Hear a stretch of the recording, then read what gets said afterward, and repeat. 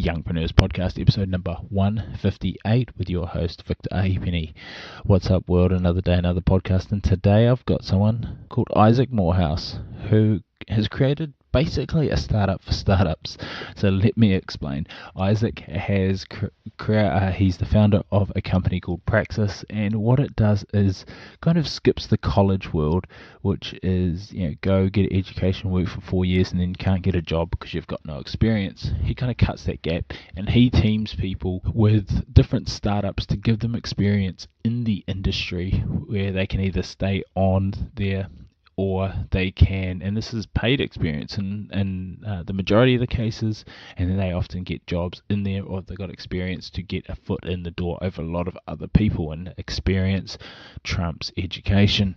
And Issac has that in spades, and his company is doing some really, really cool things. It really excites me because it aligns with a lot of the passions and things that really drive me. But if you want to connect with Issac, if you want to find more about Praxis, jump over to passiveincomeyoung.com/EP158, where you can find all the show notes, how to connect with Issac, as well as our 4 video series on how you can start a business online for $0 down.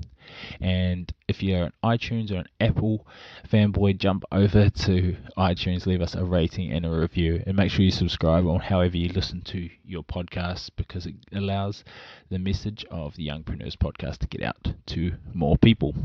But in the meantime, grab a pen and paper, and if you're looking to jump into that startup world, then Issac is your man. So guys, thanks so much for listening, and keep living life on your own terms.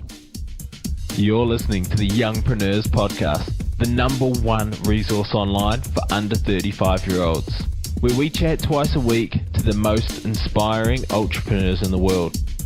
We have it all. If you're looking for inspiration, guidance, or actionable tips to help you transition from that job into a business, or if you're ready to take that business to a whole new level, then this is the place to be.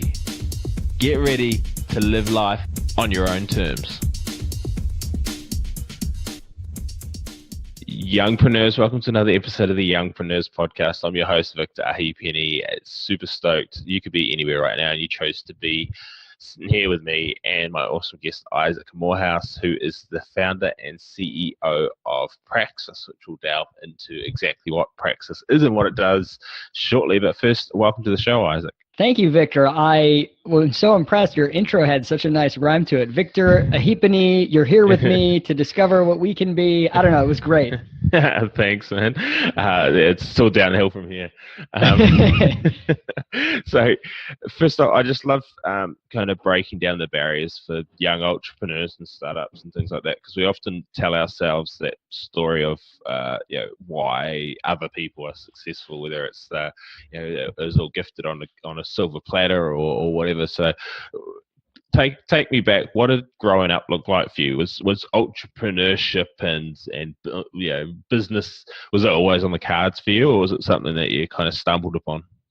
Yeah, in retrospect, it seems like it was always in the cards, but it never seemed that way at the time. So I grew up, my dad was in a car accident when I was 3. And so he lived with us at home, but he's in a wheelchair. He has a closed head injury, so he requires 24-hour care. And so he wasn't there in a typical sense of a dad being there. And so my mom raised me and my siblings, and we were homeschooled. And the combination of having my dad to take care of and homeschooling us meant that kind of by default, we had a lot of independence. Kind of had to, and always had a lot of, sort of household chores, but always had some kind of job, some kind of paid work since I was like 10, delivering papers, whatever it might be. And I didn't really have any kind of career dreams or interest. I liked baseball. I wanted to be a fighter pilot, kid stuff. But I always worked hard. I always had a lot of hustle, a lot of independence, and had a lot of, one of the massive advantages of homeschooling, this is contrary to what a lot of people think, was you have so much more socialization. And what I mean is socialization with the broader world, not just people your same age in your same class. So interacting with adults, with people of all different ages, having, being able to work when other kids were in school and things like this, kind of gave me a really good foundation in terms of communicating, what we would maybe call networking now, but just building relationships with people and sort of basic work ethic. So I just kind of worked jobs, did things, was always real active and busy, had a lot of friends, but I never really had like specific career goals. And I have one rule for myself though, and that I to this day it has been really helpful to me, and that's don't do stuff you hate. and everything else is fair game. And so rather than trying to pick what do I want to do, what's my calling, what's my destiny, I've always had sort of, I just don't want to do things that I hate and that make me feel dead inside, and everything else is fine. And the more you do, the more things you can add to the list of stuff you hate. Okay, I know I don't like accounting, don't want to do that. And it kind of narrows down the field of what's left. And so I sort of followed that around. I worked my way through. I did community college sort of during high school, and then I went to college. And so I got my degree when I was 19, and I had been like working my way through. And I kind of felt like college was just a huge waste for me. I was working and learning a lot on the job, and I thought, man, this whole classroom thing is such a joke. Like I'm paying all this money, I'm not learning anything valuable, but I guess I have to do it. And I had at that time these inklings of like, man, I'd love to build something better, but I just didn't know, what to do, where to start. And so I spent the next decade. I worked a little bit in politics. I realized that was a mistake. I don't want to be involved in politics. I worked in sort of nonprofit educational arena, and then I worked in fundraising. And it was sort of through all of that led me to this realization that all along what I think I am at bottom is someone who likes to build things, someone who likes to create things. And every job, everything I'd ever done, that was what made me most excited. And that was what I always looked for. And I would get restless if I wasn't building something new. And that kind of led me to taking the leap. Nice. And with the taking the leap, was there trepidation in it, or was it like a general transition that occurred? Like, was there like, throw the baby out with the bathwater, or did you kind of start building things on the side? It was terrifying. It scared the hell out of me. I did. So I was working at the time. This was about almost 4 years ago. I was working at a job that I really loved. I was doing fundraising for a nonprofit, and I was traveling all over the country. I was very autonomous, and I had moved with my family to a great city that we love. And I was working remotely, and I had all this flexibility. I was getting paid great pay, still that was the high point for me pay wise thus far. And everything seemed great, but I was restless. And I was like starting to get the itch. I had learned this new skill, fundraising. And then after about a year and a half, it wasn't new anymore. And I needed something new. And I talked to my good friend, TK Coleman, who ended up joining me with the launch of Praxis. I said, what is wrong with me, man? I've got this job and I should love, and like, I'm itchy. He said, well, you need to create something. And I said, okay, but what do I do? And I had no, I'd always have like ideas for businesses and stuff, but nothing that I was willing to, risk anything on. It was like, oh, it would be cool to have, this or whatever. And he said, you know what, do what I did and start blogging every day. Give yourself a challenge. Blog every single day for like 6 months and see what happens. And I was like, all right, well, whatever. I guess it's something. And I'm not kidding when I say that changed my life. It unleashed a creativity, like being forced to create something every day as simple as a little blog post. It just turns creativity into a discipline. It turns on the flow of ideas and the awareness of what's going on in the world, of opportunities around you. I mean, you got to come up with something to write every day. So all of a sudden it just unleashes something. And when that happened, after a couple months in, I just started to get more and more and more ideas, and I started to see things. And one day I went for a walk on the beach, super cliche. And the idea for Praxis just popped into my head, and I got so excited. I ran back to my car. I drove back to my house. I sat down and I just furiously typed up this sort of rough business plan in like 2 hours. And then I sat back and took a deep breath, and I was like, I have to try this thing. And I started building it on the side for the first several months until I sort of got to the point. My thing was, if I can do one thing every day to move this forward, because I had never started a business before. I'd started a few small things, but nothing really. If I can do one thing every day to move it forward, just keep doing that while I'm working at my job. And the minute I get to a spot where there's literally nothing else I can do if I don't quit my job, that's when I'll quit my job. But until then, I don't want to sit and make the excuse, well, I can't do anything because I'd have to quit and I have to have money and I have to raise money. There's just too many reasons to not move forward. And I was like, I'm just going to do one thing every day. If it's as small as going and buying a domain name, I'll do that. At least I did something to move the ball forward, and just keep doing that until I literally hit a breaking point where I've got to make a decision. And that came about 6 months after that initial idea. I had launched the website already. It started to get some interest. I was getting people asking me to come and speak. And it was sort of starting to conflict with my normal work. And I thought, all right, I got to make a decision here. And I asked my wife, I said, are you ready to do this? I can't promise you what's going to happen. We might have to move into my mom's basement or something. And she said, let me think about it. I said, because if we do this, I don't want you to hold it against me later. I want to know that you're on board with me. And she said, let me think about it. So I was like, all right, I'm not going to bug her. And 2 weeks went by. And I'm like, finally, she's like, all right, let's do it. And we did. So I quit my job and jumped right in. And that was about 3.5 years ago. No, so it's really cool how the support side of things, you wanted to make sure that was lined up and the no resentment, because it's often a difficult thing, isn't it? It's one of those things that you're sitting there and you're like, well, I've got happiness to decide on and chasing this, but there's other things that have to be woven in outside of myself to doing it. So it's all in or not for that, which is pretty cool. Well, and I wanted to, because I've made this mistake before. I'm fairly persuasive, so I'll say to my wife, oh, we should do this and blah blah, and then I'll convince her. She'll be like, all right, let's try it. But it was me convincing her, not her saying, yeah, this is what I want to do too. And then later, if we do it, like we took a trip to Ecuador with our kids for a while, and I convinced her to. And when it got tough, she was mad about it, right? And she had every right to be. But I realized I can't. This will ruin us. It will ruin the business or our relationship or both if we're not both in agreement that we both agreed to do this. And if it gets tough, neither of us will be able to say, well, you convinced me, you talked me into it. And so I was honest. I really said, if you say you don't want to do this, then I'm willing to put it aside. Thank God she said she was willing, because I really wanted to. So to pull the curtain up on it all, what is Praxis? What do you do? What does it look like? And what have you spent the last 3.5 years building? Yeah, so Praxis is a startup apprenticeship program. We take young people who want to get started and build a career, and we put them through a boot camp where we really just first kind of like de-school their mindset. This is not about assignments and grades. It's about creating value in the real world for real customers, for real businesses. And so we help them put together projects that demonstrate their value, what skills they have, a personal website, build a personal brand, learn how to pitch themselves, sell themselves, do interviews, do free work to demonstrate what they can do. And then after the boot camp, we place them at startups in our network of business partners all across the US.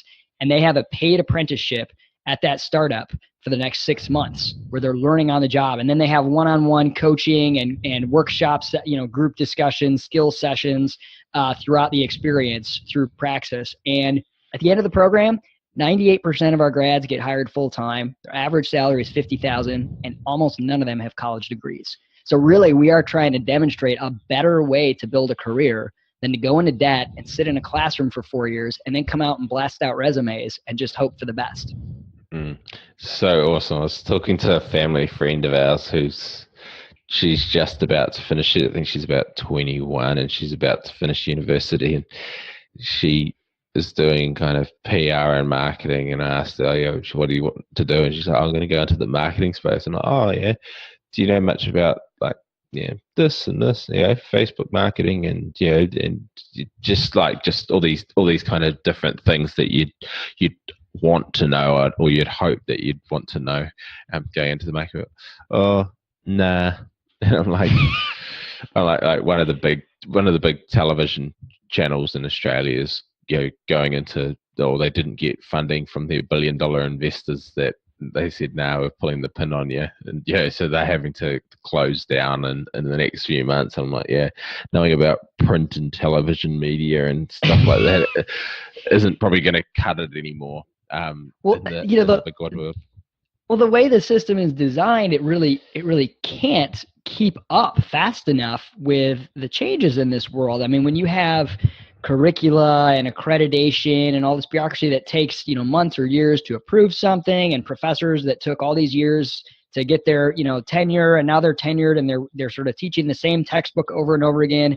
I mean, kids who are studying marketing are learning stuff that's like 20, 30 years behind, and the world moves even faster now. So the real beauty to me is this breakthrough with the availability of information. The reason a degree was so helpful in getting you a job was because it's a signal that says I passed some minimum bar of skill, communication, work ethic.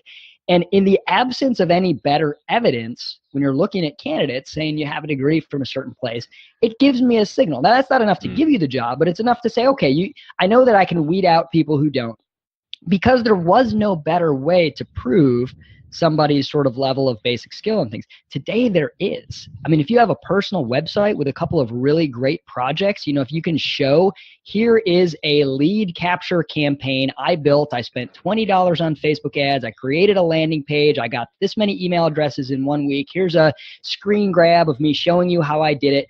That alone already speaks more to your skill than a degree from a university. So the ability to sort of build your own credential instead of buying one from an institution has never before existed in the way that it does. And I think that's something that we want young people to take advantage of. Yeah, exactly. Like I'm fully 400% behind you in this whole model. I mean, I'm not saying that there's not a place for school, and I don't think anybody is. It's more that, like you said, the bureaucracy on what they're teaching is just it's setting kids up for failure more so than ever now, because what they can teach is what they've been taught, and what they need to be taught is stuff that, like you said, all the red tape that needs to be cut through for them to be able to go, all right, we're changing the curriculum this month, not next year. Because next year is too late, or it's put them a step behind, and it's a scary world. But jumping into your business, how do you fit into it? Like, into the monetization side of things? How do you find students? Is it just local? Are you looking bigger? What does all that look like? Yeah, so it's nationwide. So we have people applying from all over the U.S. and occasionally we have other countries. That's usually tricky, and it's not something that we've really focused on yet. But we have people from all over the country that apply for the program, and then we have a online application process, and it involves several steps. Some writing samples, it's a one-way interview, two-way interview, and things like that. And we accept about 12 to 15% of applicants. What we're looking for isn't any particular technical skill, certainly not any educational credential, but it's really what I call the sleep in your car test. That drive and work ethic, the type of person who'd be willing to sleep in their car to get what they want, the type of hustling entrepreneurial person who's probably listening to this podcast. Yeah. That's really what we look for. Somebody who's not content to just say, tell me what to do, I'll follow rules, and I'll do enough to, not get fired, but someone who's eager, who's leaning forward, looking for what they can do to create value, eager to learn. So we, once we accept you into the program, the boot camp component is all done remote. We have an online community where all of the participants and alumni and our advisors interact, and they have, group discussions every couple of weeks. They can schedule one-on-one calls. And then we have a portal where they're going through all of these kind of deliverables. Like, okay, here's how you build your website. Here's what you need to get done to go through it. You build a personal pitch deck, a short video with your elevator pitch. We've got resources and guidance through all of this. And then we begin shopping you to our business partners. We create a profile for you, or actually you create it, and we shop you to our network of several hundred startups across the country and say, hey, I know you're looking for marketing people. These are the 3 that we have this month that will be starting soon. Let us know if you'd like to interview them. And usually you're doing, 5 or 6 interviews with these startups. and you'll get one or more offers, and then you will go and begin your paid apprenticeship for the next 6 months. And so the monetization is, we are 100% of our revenue is derived from the participants themselves. And that's very intentional, because I want to be accountable to them. I want to deliver value to them. If we are not helping them turn into total, creative wrecking crews, getting them an awesome apprenticeship, helping them get a career and doing it well, then we shouldn't be in business. And so they're the ones I want to be accountable to. So tuition is $11,000, and you can pay it spread out over several months if you want to, but you earn a little over $14,000 during the apprenticeship. So on net, the program actually pays for itself. It's a net cost of zero. You actually make a little bit during the program. But the tuition comes, from the participants to us, and then they get paid from their business partner when they're in the apprenticeship component of the program. I can hear some people who are socially conditioned going, but that means they're only making $3,000 in 6 months. But what you've got to, I guess, straight away change your mind to, well, you can either earn $3,000 or pay $10,000 for university. So it's that's the funny thing. I've heard people say, and I'll promote the concept of free work often and say, hey, look, if you don't have a lot of skills, but you want to break into an industry or a company, offer to work for free. And people will be really offended by that.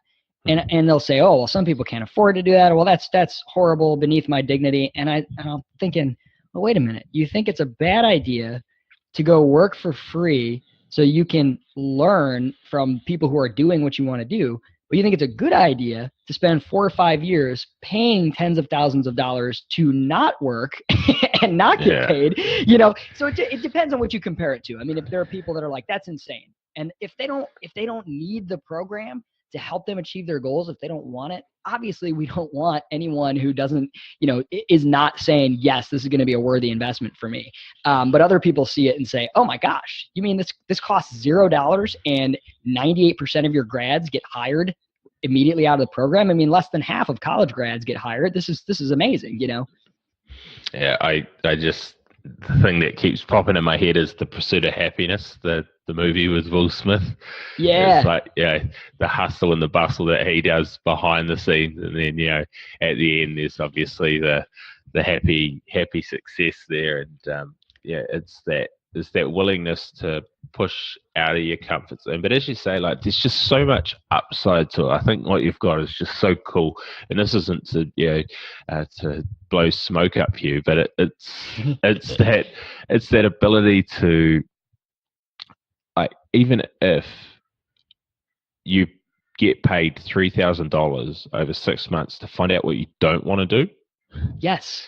Like, whereas, a lot of people will get, say, 2 or 3 years into a 4-year or 5-year university degree, and they decide that they're pot committed because I can't remember what it's like. Yeah, it's kind of like the university fallacy of I've already paid this much and done this much.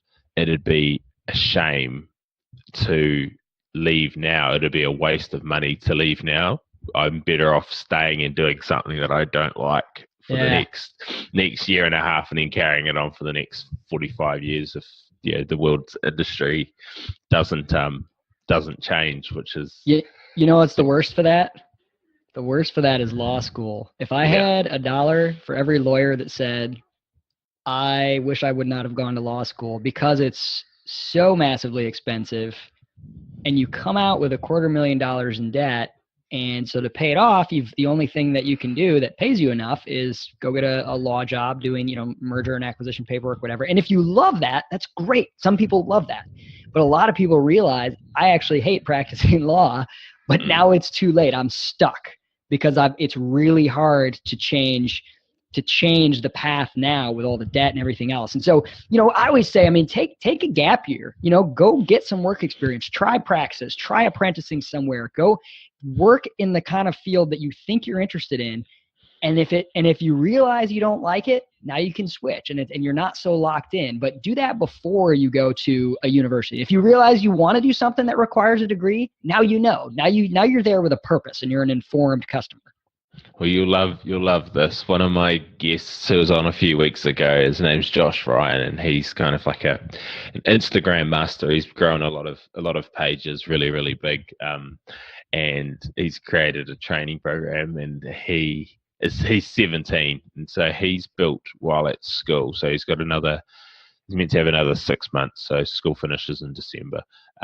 Another 6 months till he finishes school, but he's built up like basically about $5,000 a month business. So he's making That's about awesome. $5,000 a month online, but he hasn't got enough time with school. And so he's like, yeah, we're having a chat, and then he's like, yeah, I'm going to leave school. And I was like, cool. Like, yeah, it makes sense. It makes sense. I mean, the way that New Zealand, like I grew up in New Zealand, the way that New Zealand, if you do well in your second to last year, you've got university entrance anyway. So he's already got university entrance, and really he was just staying for sport and social side of things, but it was taking up, 5-6 hours at school, and then a couple of hours of study each night, and then he was building his business around that. And you can only stay awake so many hours, and he said to me, I'm pretty productive in the time that I've got, but you can only do so much when you've literally can't work on your business for 5-6 hours of the day while you're at school. And anyway, he put on social media, hey, I've got 6 months to go, I'm going to leave school. You should have seen the comments, and like I just jumped in there because it was just super frustrating. But because people were saying no, like literally nobody gave a good reason apart from you should finish something that you started. It'll show great character. And I'm like, what a load of bullshit. Right. I'm like, he didn't. Yeah, potentially you should finish something that you started if you're passionate about it. If you decided to started in the first place, like we're put into school, and this isn't like standing outside with hippie folks. Like we're put into school at age 4 or 5 or 6 or whatever. It wasn't like he said, hey, I feel like for the next 13 years of my life I'm going to commit to finishing this. And his and I and most other people's argument was literally like, what upside is there? Like what is the outside of the warm fuzzies of walking across the stage and getting a certificate? And he's already got what he needs out of university. And his aim is he believes with the extra time he can build it up to a $30,000 a month business by the end of the year. And it's amazing. And even to try that and fail, would be more valuable than just going to do something because it gives you prestige and the approval of others, but it's not really challenging you in the way that you care about, And it was, oh man, it was so frustrating. I know you have to accept others' thought processes and things, but when the majority of people were saying you should finish it because you started it, and there's plenty of time to create your business, and money isn't everything. And like, he never said money was everything. He's just saying, when I finish school, I'm going to be doing this. Why not do it now and build it up while the building's going well? And stop stuffing around. And it was I was just like, man, people just let him do it. He's going to get if he wants to go to university, he can still do it the next year if he wanted to go down that path. He knows he doesn't want to at this stage. And I mean, the guy knows how to set up online sales funnels. He knows how to create online courses. He knows how to write pretty compelling copy. And people are like, oh, Instagram and your training is probably not. Any one of those things. Any one of those things guarantees him employment. I mean, if it comes to that, it's funny. There's this sort of double standard that our participants faced a lot, the ones who have opted out of college, that if you go to college and let's say you graduate, you can't find a job, you move back home with mom and dad, you're kind of hanging around, you're bummed out, and you're just sort of, waiting tables or something. No one ever says, see, shouldn't have gone to college. I told you so. No one ever looks down on that. They say, I'm proud of you for graduating, and that's that. If you opt out, the standard is so high. It's like, you'd better be the next Mark Zuckerberg, or else everyone's going to line up and say, see, I told you so. And it's really, really interesting, where I'm thinking, I mean, even if you take a couple of years and you try a few jobs, you do a few things, you start a business and it doesn't work, like, what have you really lost? But it's such a deeply embedded narrative that I think for our parents' generation and certainly their parents, that was such a achievement and a status symbol, and it really correlated so strongly with success that for many of them, their way of taking care of their children was, I'm going to work my butt off so I can afford to put them through a great school. And that was kind of the symbol for them of being a good parent. And then so when their kid says, no, I don't want to do it, they kind of don't have any other paradigm, and it's really can be really hard for them to deal with that at first. But it's changing. It's actually starting to change, and I think it's going to change faster than people expect. Yeah, I think it'll have to with the way that things are getting automated. Like, you see there's a McDonald's opening in 3 days' time or 4 days, on July 4th, that's got fully automated apart from like one or two staff members on there. There's robots doing everything, and it's like, that's the lower end of the spectrum. But there's AI technology that's doing, like when you were saying about lawyers, about an AI robot that in 4 hours is doing the research that takes 4 lawyers a week to do, 4 junior lawyers. So it's like, even coming out with that $250,000 legal piece of paper doesn't necessarily going to guarantee you the jobs that you had in the past. So learn how to be swift and mobile. So I'll jump back onto Praxis. When you're looking at people, and I know you gave them the kind of in the car, sleep in the car test. What are there any common personality traits that they have? Is there any common successes? The main reason I ask, I've just been listening to one of Charles Duhigg's books. He wrote The Power of Habit, but there's another really interesting one. It's called Smarter, Faster, Better: The Secrets of Being More Productive. And they talk about different workplaces and how different groups are successful even with the same demographics. Have you found any recurring theme between the people that come to you? That's a great question, and that's one that we're always analyzing and trying to refine and tweak our application process, learn more about who our ideal customer is. I would say there's a couple things, and some of them are personalities, some of them are experience. So one thing we've noticed, certainly not all, but a disproportionate number of our best applicants grew up around business owners. So either their parents are small business owners or entrepreneurs, or someone in their life is a business owner or an entrepreneur. And it could be as small as a coffee shop or a hot dog stand, or as big as a world-class multi-million-dollar company. That doesn't really matter. What matters is, and I think I have this theory about this. I think this is why so many, musicians have children that become musicians and athletes have children that become athletes. It's not so much genetic or even what you're taught. It's what you believe is possible. And what you grow up seeing as normal, you're going to see as within your realm of options. And so kids who grow up and they see some kind of entrepreneur, somebody who kind of has created their career for themselves rather than just sort of saying, I'm gonna follow the rules, and as long as I follow rules and do what I'm told, I'll have a job. Some kind of entrepreneurial hustle like that as an example in their life, that has been a very common theme that we have seen from a lot of our best applicants. And so, the lesson, even if you didn't grow up that way, is find some people to be around who are doing stuff, who are, owning business owners or whatever it might be, so that you can kind of see that that's not that far out of reach. I could do that too. I think that's really important. Another thing, two other things. One is speed of communication, email communication in particular. Whether young people like it or not, email is still probably the most important form of communication in the professional world. And the ability to quickly, concisely respond to emails and have sort of really quick, like, you get an email requesting something, you get back to it ASAP. And if somebody gets CC'd on the email, you hit reply all instead of cutting them out of the loop. And then just sort of weird, like, lack of attention to detail and lack of urgency in communication. So there's a lot of young people who you'll email them a request for, hey, we really liked your initial application. I'd love to see a writing sample.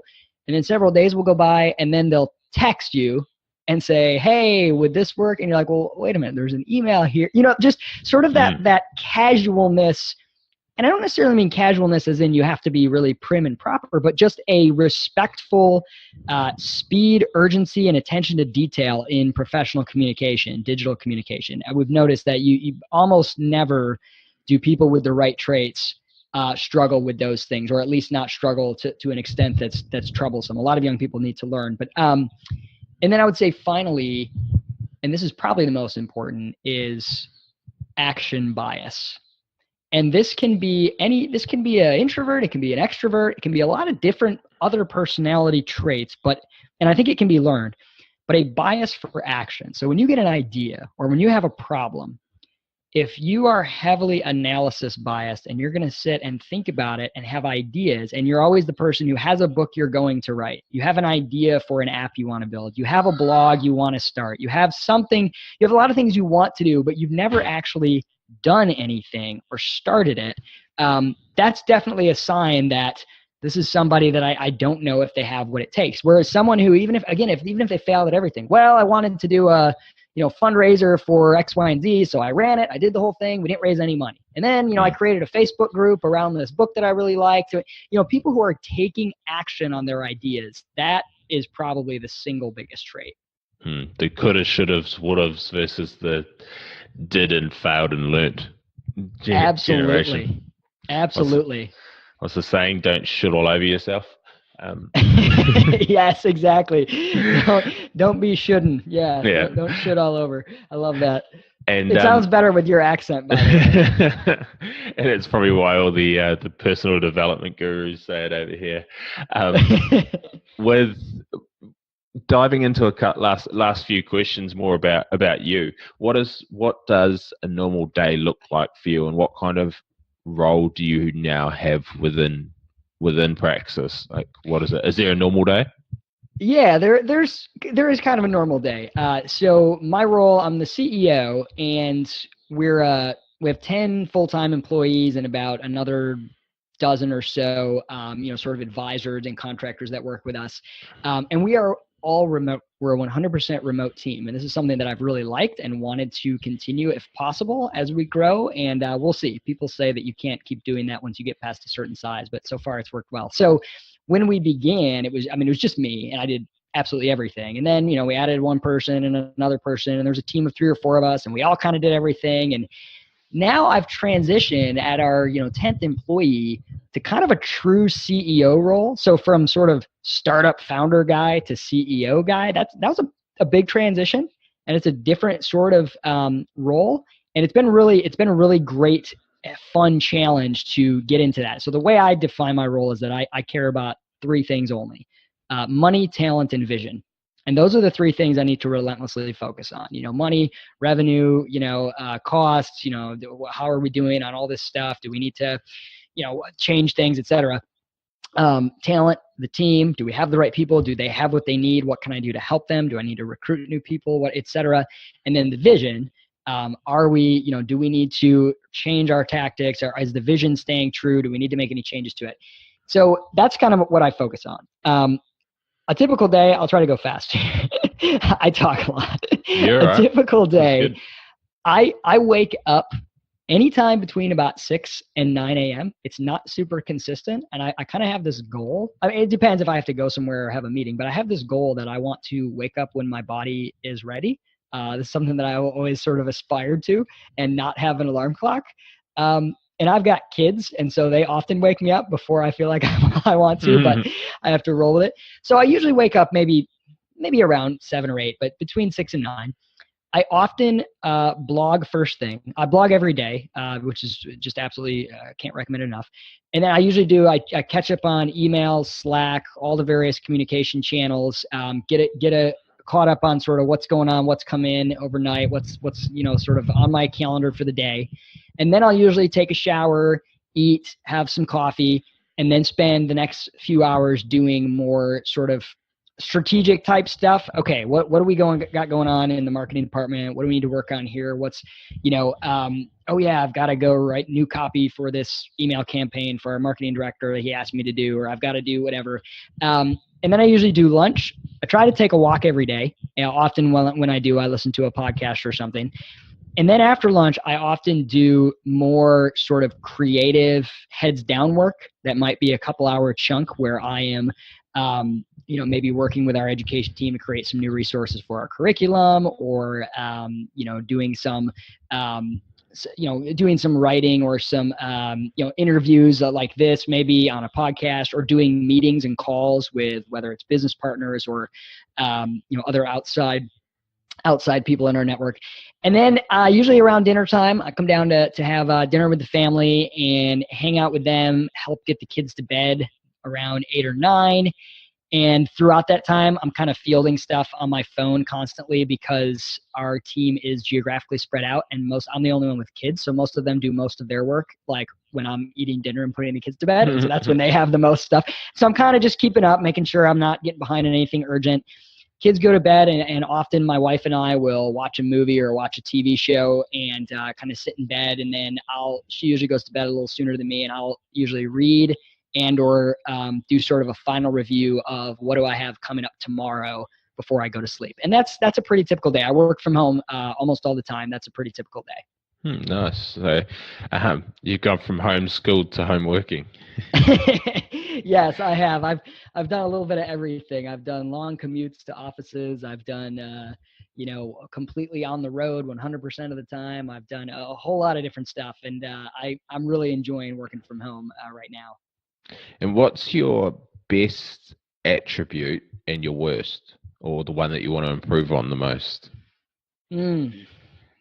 Well, they're probably related. My best attribute is I am a ruthless minimalist. I am really good at eliminating non-essential things, at sort of the 80-20 rule, focusing on that 20%. I'm great at saying no. I have inbox zero in my email. I'm very fast at clearing out fluff, at responding to things and getting them out of the way. I'm really good at not getting distracted from the core things that matter.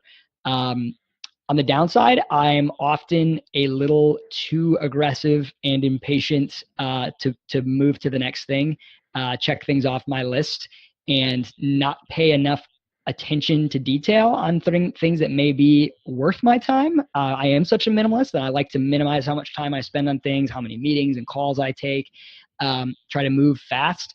And sometimes that sometimes that bites me in the ass. And finally, in last couple of questions, what's a book or resource outside of your own stuff that you'd recommend to others that's had a big benefit on you? Doesn't have to be entrepreneurial or anything, just something that's you've found really helpful. Oh man, there's so many books. I love books, and there's so many. I'm just gonna have to go with the one that's just on the top of my mind because I just recommended it to somebody today. I think your listeners would love it. It's called The Last Safe Investment by Michael Ellsberg. Really phenomenal, and it captures in a way kind of the Praxis mindset that we really are built on, which is you are the best investment. You are your own credential. You are your own company. You are your own investment. Like anything you can do to enhance your opportunities, your skill set, your network, that's going to give you better return than things you can put into big third parties, whether it's banks, mutual funds, universities, and just hope that they'll do the work for you and you'll have some sort of results, because that's totally out of your control. So The Last Safe Investment is a phenomenal book. Sounds good. I'll definitely add that to the ever-growing list of when you're on a podcast and getting these awesome book recommendations. Yeah, but books to read when you have unlimited time, right? Yeah. But we'll link all of that at passiveincomeyoung.com. Final question: 2 years' time, what's Praxis doing, and what are you doing in it? Bigger, better, faster, stronger. Growth, baby. I mean, I am looking to grow. We started when we first launched, our very first class had 6 people in it. Now, close to 4 years later, we are adding about 10 to 15 people per month who are starting the program. I want to 10x that, and then I want to 10x that again. Nice. And that's what I'm going for. I'm going for nothing less than that. It will work or it won't work, but that's the goal. And I hope to still be at the helm still crushing it and continuing to build a world-class team. I know it's cliche, but there's no way that any of this would be possible without a great team, and that's probably the single most important thing, maybe second to just getting started in the first place, is getting good people to join you. So I hope to be a household name, not me personally, but Praxis and the concept of apprenticeship. Awesome. Well, it's been an absolute pleasure. I've loved hearing this and look forward to following the journey over the next couple of years. I just want to welcome you to the Youngpreneurs family. If people want to check out Praxis, find out more about you or connect, where should they go? What should they do? Yeah, discoverpraxis.com is the Praxis website. You can learn all about the program. And then my personal website, IssacMorehouse.com. You can find my books there, and I've got actually a couple podcasts. You can find a lot of information there, and there's a lot of overlap there. So discoverpraxis.com, IssacMorehouse.com. And by the way, I'm flattered to be invited to Youngpreneurs because I don't feel very young anymore. I saw your thing said 35. I'm 33, so I make the cutoff still. That's awesome. You're more than part of the family, man. You've just dropped some awesome knowledge, and I'm sure there's a lot of people out there who are sitting there in a conundrum about what their next steps are now, because they've got a whole nother path that's opened up on the journey of possibility. Well, to that point, I was 29 before I started this company, and that felt really late to me. When you look around and see, like the person you just mentioned who's 17, I see Praxis participants like that, but it doesn't matter. It doesn't matter. I went for 10 years never knowing that this was a possibility for me and never really seeing myself as an entrepreneur before it finally clicked. So don't feel impatient, listeners out there. If you feel like you've got the entrepreneurial bug, but the idea isn't there, the time isn't there, the skills haven't come yet, don't lose heart. Just keep doing interesting stuff, and it's never too late. Thanks so much for your time. Thanks for listening to the Youngpreneurs podcast. This was proudly brought to you by the Podcast Institute, the #1 training resource to take your business from chasing leads to leads chasing you, and from an absolute amateur to a full-blown authority. If you're looking to take your business to the next level, then a podcast is the obvious answer. You can get national and global exposure in a very fast time, and it's just exactly what I've done with this podcast. So if you want to find out more, get a checklist on how you can get started for under $60, and to find out more through a small training video that I've prepared for you all, then please check out passiveincomeyoung.com/podcast training.